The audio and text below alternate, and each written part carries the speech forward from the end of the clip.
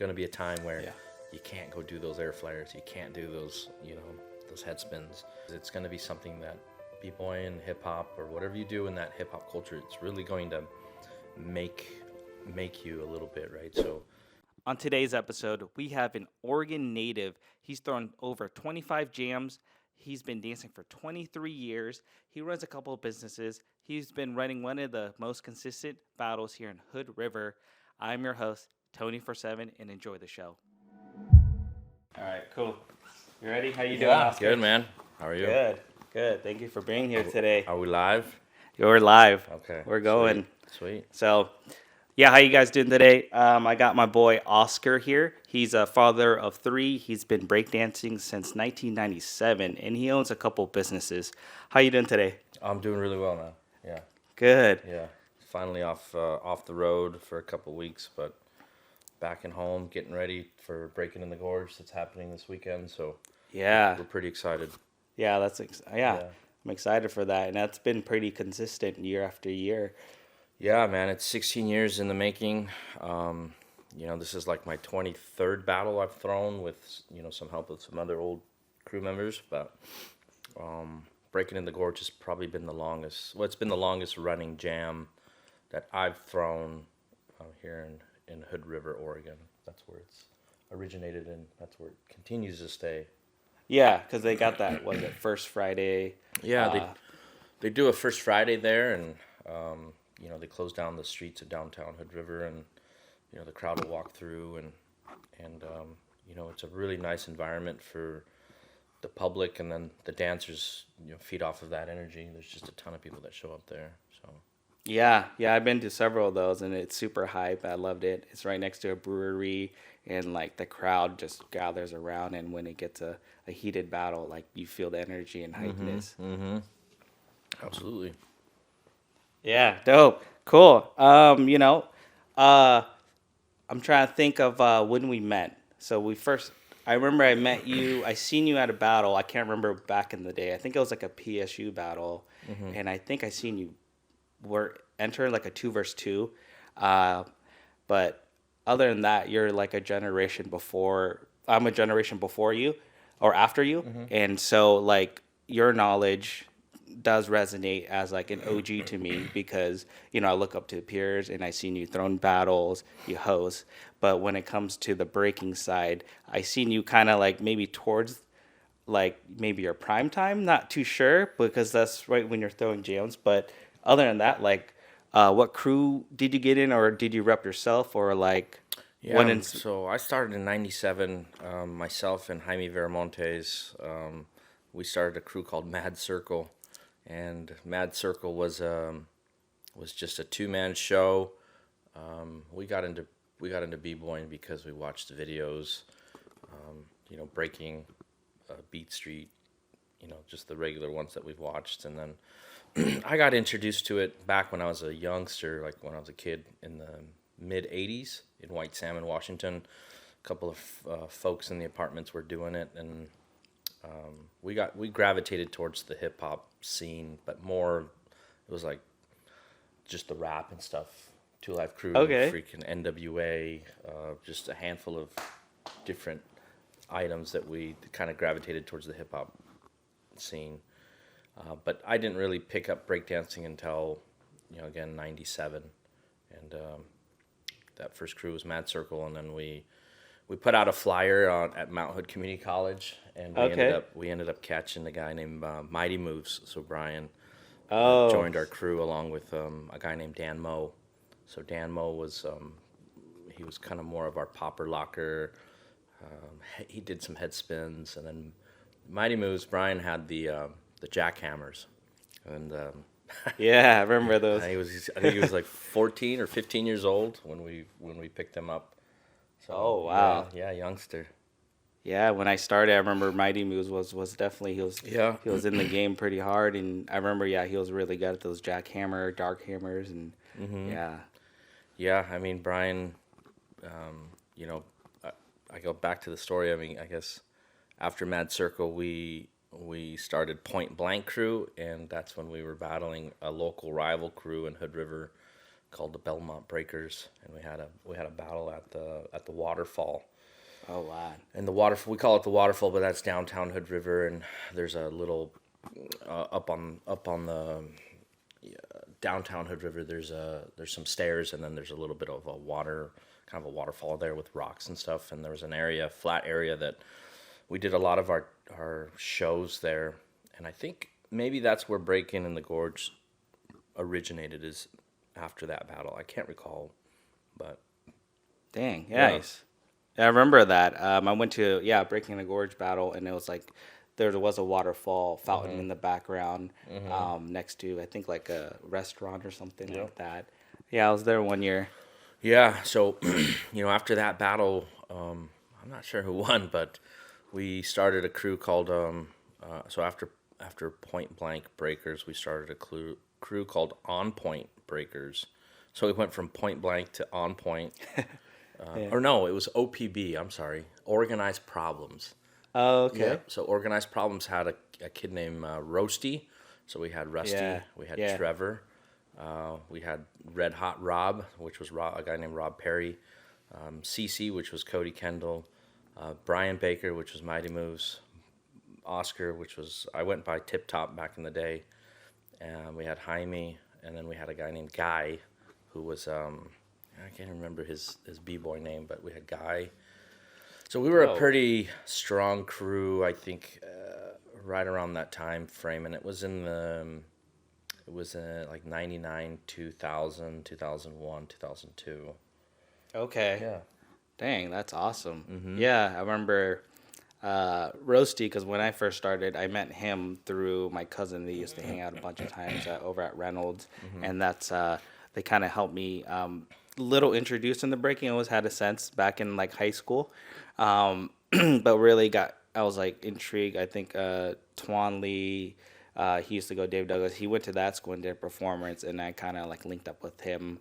And then I started linking up with a bunch of other breakdancers at the time, and Roasty definitely was one of the mentors and like cats. I was like, oh, well, I was looking up to. He was killing it. Yeah, he was good, super good.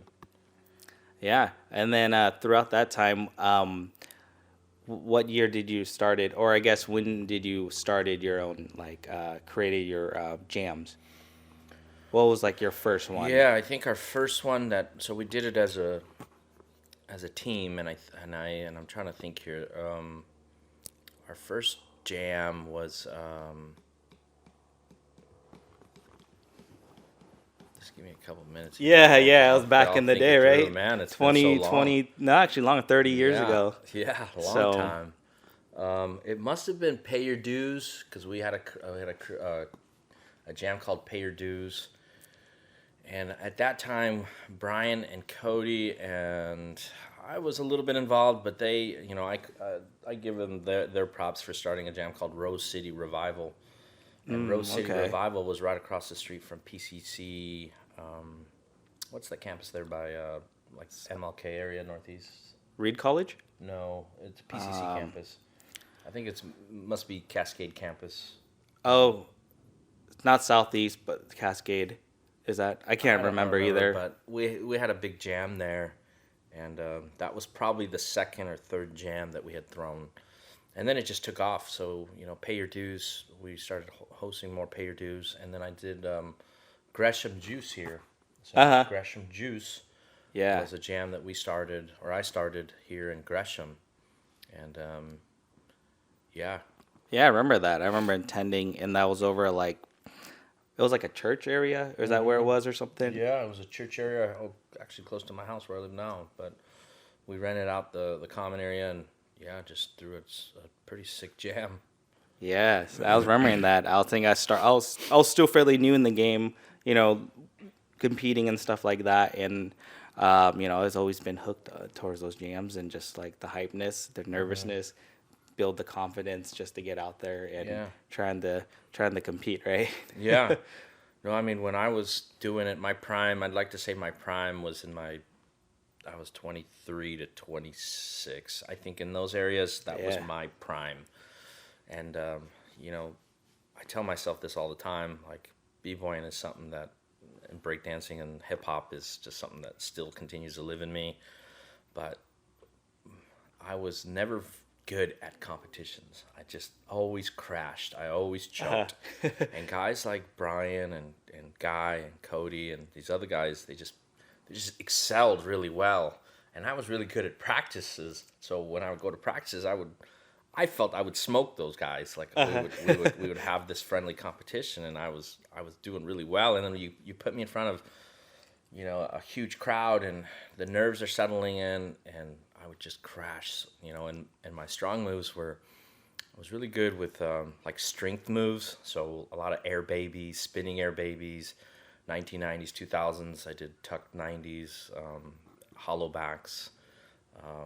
You know, elbow freezes, just pretty basic stuff, but I could make it look somewhat clean. And I just had a lot of great wins in practices, but when it came down to the competition, I'd get past the first round, and then I would just choke on the second, third, etc. Yeah. I get those a lot too. Yep. You practice so good, like at practice, you hit it, like dang, yes. But when it comes to competition, it is not always the proper setting to do it, right? Right. But we improv and do what we can. Yep. Sick. You know, wanted to ask, so like, I know it takes a lot to throw a jam, because you know you gotta get judges, you gotta get a budget, you got venues, the whole whole nine yards to make it like incorporate into a jam, right?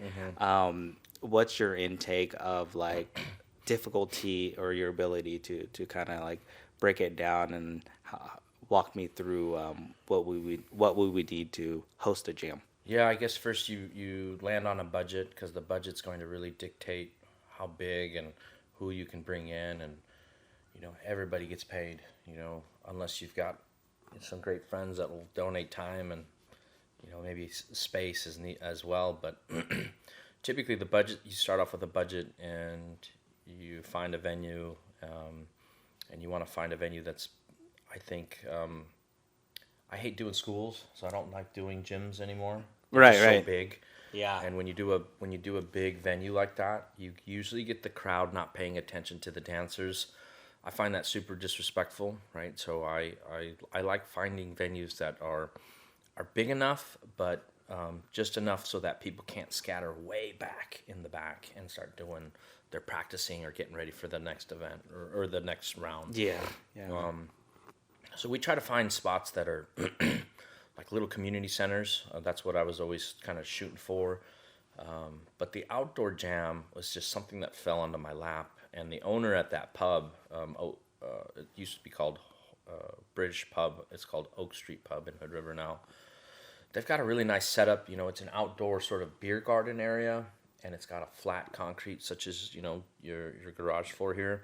Yeah. But it's just enough space for you know, 2 versus 2 b-boy battle. I think the challenges we're running into is just the crowd now is coming in at larger amounts, so it's really hard for folks to kind of see what the action's going down, you know, in the circle. And then we, you know, after we kind of land on the venue, we start selecting through judges and DJs and what else? You know, floors and stuff like that. Yeah. So Floorings, DJ music. the way I pick the judges is I try to find old school cats, you know, because I'm old school, but I try to find one individual that's kind of been still in the scene, because they're going to promote a lot of the other folks to come to the jam. That's what I've learned, right? I'm old school. These younger cats, they don't know who I am. Right, you know, right. I'm not even in the scene anymore, to be honest. Technically, like at the practices, at some of the other jams. But when I grab another individual that is in the scene, it helps promote the jam. And you kind of want to stay away from OGs, complete OGs as judges at your jam. You want to find folks that are relevant to the scene. You know, have some respect in the scene, because I think that goes far too when it comes to judges. You know, judges get paid, so we pay our judges. You know, the judges that we have are traveling from long distances. We really appreciate and we really respect what they're doing for our competitions in Hood River. And then as far as our DJs Nice. go, you know, so me and Mighty Moose have kind of grown through this together. You know, we split ways. He went off to DC5, and then we stayed with Missile Fist's crew, which was our crew. Okay. And I still continued to bring him along to these jams, and he was my DJ. So Brian is always DJing my jam, Breakin in the Gorge.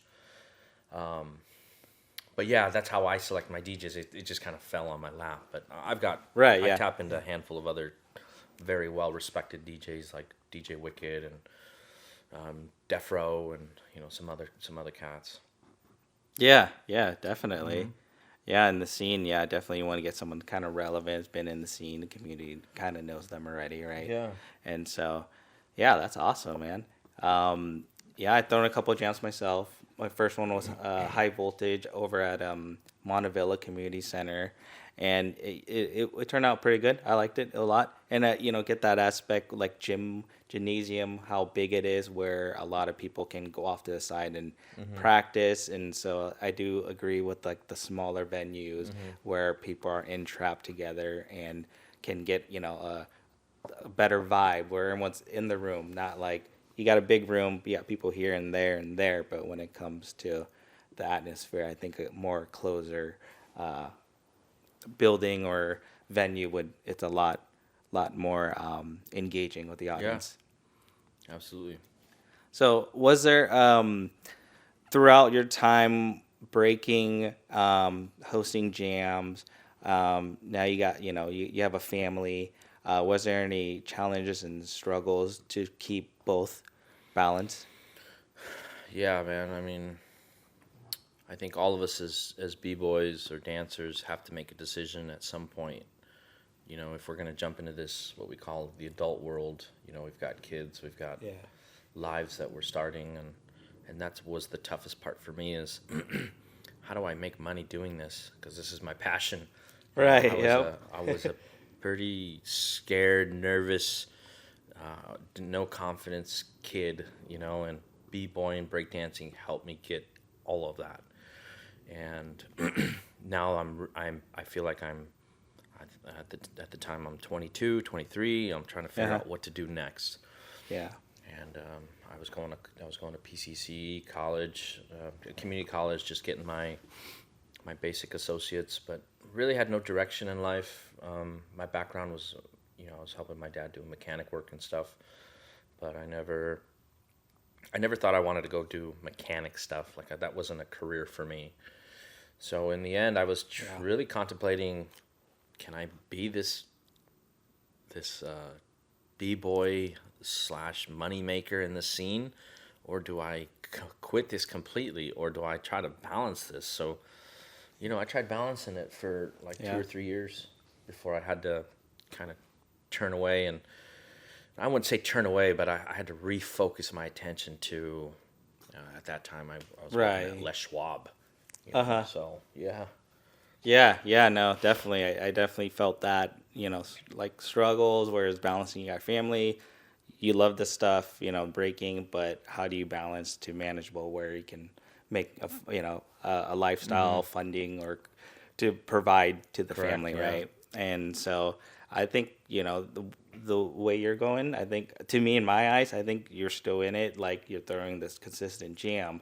It's not like, oh, hey, I threw these jams 5-10 years later, like you kind of just been out of the scene. But what have I seen every year? You've been throwing the Breakin the Gorge jam, and then I was super hyped. Some years I might missed it, but like I see that you keep throwing it, and people keep attending, flying in from Seattle and other in the Northwest coming out to for that jam, and so it gets me excited. That's what I wanted to come here and talk to you, not just an OG, but you've been in the scene still, consistent jam. And recently, I know you had a couple business going on. You want to tell me about them at all? Yeah. So I have Sandy Tires. It's a automotive tire, wheel, auto repair shop. It's in Sandy, Oregon. I started that in 2017. And then I started a company called Renew Safety, and it's a renewable energy company that we started 2 years ago, and we consult in the field in renewable energy projects, so solar, wind, battery storage, hydro, Awesome. etc. Okay. Yeah, so I quit. Well, I got laid off from my full time employer last year, and I kind of went full head on with the renewable energy stuff, and then Yeah. the tire shop's been sitting there for since 2017, and it's really hard to own a tire shop. You lose money, you make money, you lose money, you make money. Hey. That's a numbers game, and you have to control your overhead, and it's been rewarding. It's been challenging, but nonetheless, it's something that I'm glad I did and pursued, and you know now we're continuing. We've been around since again 2017, and my hopes is that it hopefully can run itself. We put some different folks in there and Yeah. see that it flourishes into something bigger. Nice. Nice. That's awesome. Yeah. And would you think like with their background in the breaking, hosting jams, bring the knowledge of engineering and stuff like that, do you think they somehow tie in together, or you think it's like two separate things? Because I think everything we do kind of ties in together in a sense. Yeah, so when I think about breakdancing and how it's helped me in businesses, oh man, it's been tremendous. Again, back to the kid I was this scared, no confidence kid. Breakdancing my junior year and senior year in high school elevated me to this new person that I was able to tap into and just kind of grab, and I loved it. I had a tough time looking at people in the eyes and talking to people. I had a tough time engaging in social activities. I had a tough time speaking in class. I had a tough time in school. I had a tough time in every single department. The girl department, the job department. I got turned down by McDonald's for my first job. I started working at a gas station. And when I started breakdancing, going into the competitions, but more so, we did a lot of outdoor jams, a lot of stuff at bars, we were hired to breakdance at events. All those opportunities sort of just gave me a little bit more and a little bit more and a little bit more confidence.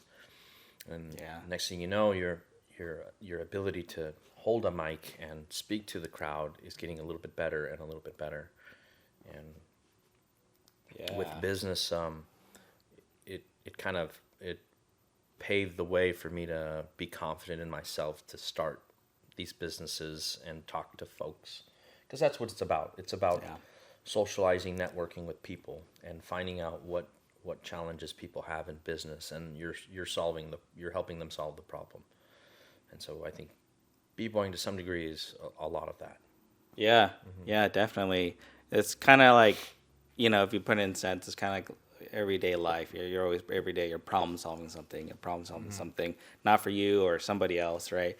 And like even at practice, you're trying to problem solve. How am I gonna get a good practice? I'm trying to learn some certain combos, what combinations I can hit with this move, and you're still problem solving, right? And so, we're doing that every day in life. It's just, yeah, definitely consistent problem solving for sure. Is there do you have anything in building up like predictions in the future, anything in horizon that's growing? Like what do you do now? And I know you got Breaking the Gorge coming up, you got your businesses, anything else in the horizon? As far as the business goes, or as far as the jams and stuff? Both or either or. Okay. Right now my focus is business. Our Renew Safety business is we're trying to tap into government contracting. We're trying to become one of the leading suppliers and vendors of safety professionals in the field for renewable energy projects. Yeah. Pretty big stuff. Takes a lot of hard work. The tire shop, I want to see that hopefully branch out into multiple shops that can be partially owned by a manager that I hire. So Right. hopefully that there's some benefit for them to own their own shop, and And then from a jam standpoint, I really like how organic Breaking in the Gorge feels. I like that it's once a year. I like Yeah. that, it's this countdown for me. Like I'm counting down these days, these months, so that hopefully tomorrow I'm able to shut it down, meaning the business side, and Uh-huh. I can head over to Hood River and start getting things ready and getting excited and just really just tapping into the youth side of me that really made me who I am today, and that's the b-boying. But as far as the jams Yeah. go, I think Yeah. we'll just stick with Breaking in the Gorge for now, and we're going to keep that going for so many years to come. Dope. That's awesome. That's awesome. Yeah. Yeah, I find that it is just a lot of work to especially if your own business is you're focusing in trying to throw the get the jam set up, get that judges everything in place, and it takes a lot of work to do that. And and you're a father of three, props to you. Like it's a lot of work, and that type of stuff shouldn't hold anybody back. You got your family, your kids. I think if you take the ability to sit down and let them know, hey, I got stuff to do here, but we'll do family time stuff a little bit later. Just balancing it all, it's definitely a lot of hard, yeah. work, and you're still moving and grooving. You're- Yeah, I mean, I've realized that time management is super important for myself, and just being able to set aside the time for, my family, set aside the time for my businesses, set aside the time for these jams. It's super important, but it can be managed. You have to look at your time management. yeah, for sure. Cool. We're gonna probably wrap up here a little bit. And so where can we find you? Are you on social media, emails, or? Yeah. So, social media, Osk900 is my username on Instagram. That's sort of my main social media platform. I have a Facebook. It's Oskar Villalobos, and then email oscar.villalobos@renewsafety.com. Okay. Yeah. And does your tire shop? Do they have a website? Yeah, we have social media platforms, so you guys can follow Sandy Tires if you're looking for ideas on your ride, whether it's lift kits, lowering, wheels, tires, etc. And then Renew Safety is the other one. So you can find those both of those accounts on social media platforms. Dope. Cool. And I'll link those all in the description below with your info there. And Oscar here, definitely OG. Definitely, he's been in the game since another generation. I wish I was in, but like I kind of learned. I was older. I learned when I was 18 out of high school and then I just kept going and. Yeah. And so this is, I don't think it keeps this stuff breaking. It just keeps pulling me back, or like the passion of hip hop and all that stuff. And, I took a little step away for a while to pursue career stuff aspects. But then I feel like, oh man, I see like videos and jams coming up. I just like want to come back and do it. And I was just like, yeah. And it's a great physical, thing as well to kind of stay active as well. No, that's great, man. It's so great to have you on, Yeah. and super excited for Yeah. the Hood River Jam. Yeah, I coming appreciate up. it, and hopefully all you guys can show up this Friday. Yeah. Do you have any intake of takeaways to last in value to our listeners? Any takeaways? Yeah. Any last wording? Yeah, man, just continue. If you're a hip hop enthusiast or a b-boy or a b-girl, continue holding on to that. It's something that I'm 42 years old now, and it's something that I've strung along with me since I was 16, 17 years old.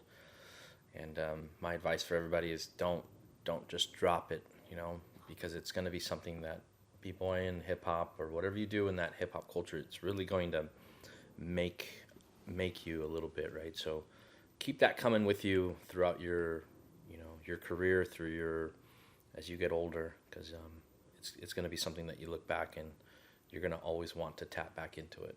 There's going to be a time where you can't go do those air flyers, you can't do those those head spins, but you're gonna have that memory of it. You're gonna love that side of it, you're gonna continue to want to do that. So yeah. Yeah, that's awesome. Yeah, man. Great. Thanks for having Dude, me. yeah, thank you, Oscar, for being on here. I really appreciate it and learn a little bit more about you. And so definitely it impacted me in value. Hopefully our listeners got an impact from this as well. Yeah. And, you know, I think that's it for now. And so thank you for being Cool. on here. And, you know, if you guys look down below, check out description, his tire shop. If you want to know a little more about Oscar, his description will be on the bottom below. Thank you for being here. All right, we out. All right. Thanks, guys. Bet on myself, or do I do? End of the day, like, nothing is really ever guaranteed. Like, seeing folks be laid off, you know, and they had a high-paying job with like Facebook, Right. Google, and it's like they're paying top dollar for these people.